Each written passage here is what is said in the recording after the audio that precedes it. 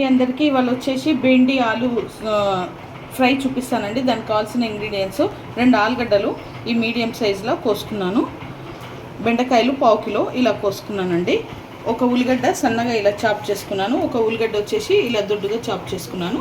ఇప్పుడు తయారు చేసే విధానము: కడాయి పెట్టుకొని ఆయిల్ పోసుకోవాలి. ఆయిల్ వచ్చేసి 3 స్పూన్ల ఆయిల్ పోసుకోవాలి.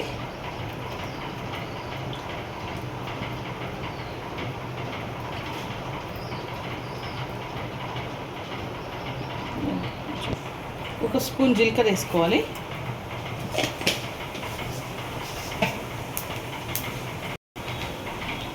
సన్నగా చాప్ చేసుకున్న ఈ ఆనియన్ వేసేసుకోవాలి అన్నమాట. ఆనియన్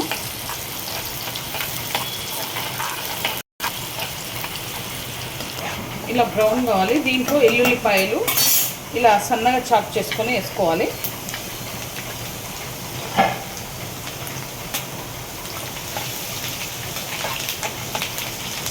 ఇప్పుడు ఆనియన్ ఆలు ఒక్కసారి వేసేసుకోవాలన్నమాట. ఆనియన్ వచ్చేసి ఇలా దొడ్డుగా కోసుకోవాలి.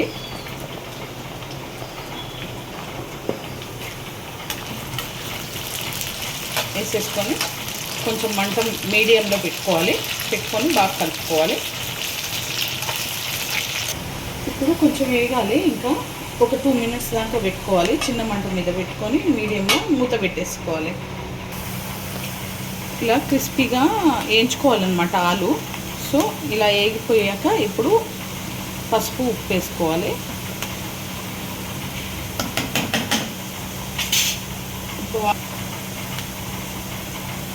ఇప్పుడు ఆలు వేగిపోయింది. సగం చెంచా పసుపు వేసుకుంటున్నాను.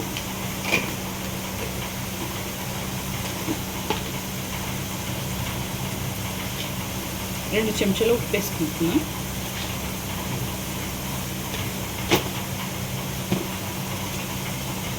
వేసేసుకొని కలుపుకోవాలి.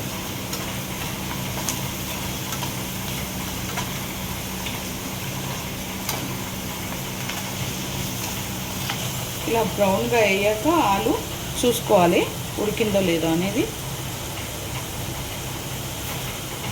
ఇలా ఉడికితే ఓకే. ఇప్పుడు దీంట్లో బెండకాయ వేసేసేయాలి. హై ఫ్లేమే పెట్టుకోవాలి. బెండకాయ వేసుకొని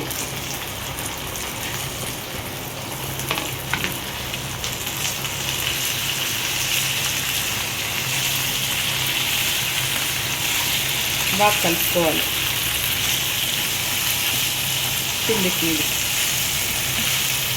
ఇది మూత పెట్టకుండా ఇలాగే ఉడకబెట్టాలి. కొంచెం ఫ్రై కానివ్వాలి. బెండకాయ మూత పెట్టకూడదు, ఎందుకంటే మూత పెడితే జిగురు వచ్చేస్తుంది బెండకాయ. సో అందుకే జిగురు రాకుండా ఉండాలంటే మూత పెట్టకుండానే ఉడకబెట్టుకోవాలి. ఇలా మధ్య మధ్యలో కలుపుకోవాలన్నమాట.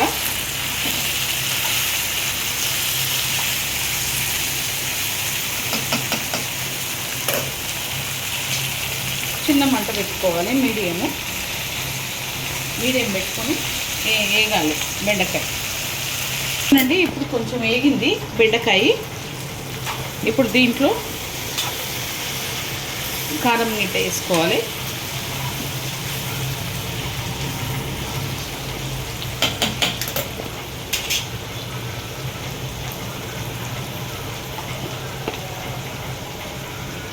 రెండు స్పూన్ల కారము,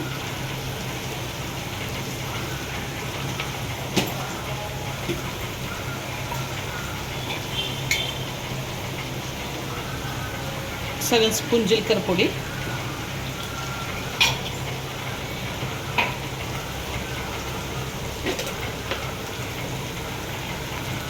చెంచన్నర ధనియాల పొడి,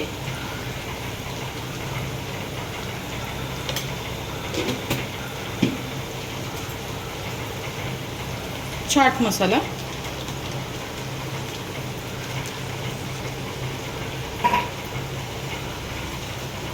వేసుకొని బాగా కలుపుకోవాలి. ఇప్పుడు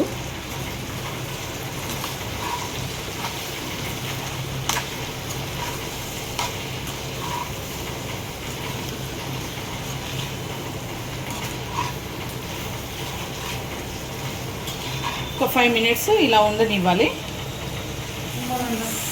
సగం చెంచా ధనియా పొడి వేసేసి ఇక దించేసుకోవాలి. బెండి ఆలు సబ్జీ రెడీ అయిపోయింది. ఈ వీడియో కనుక నచ్చితే లైక్ చేయండి, షేర్ చేయండి, కామెంట్ చేయండి, సబ్స్క్రైబ్ చేయండి. చాలా బాగుంటుంది, మీరు కూడా ట్రై చేయండి.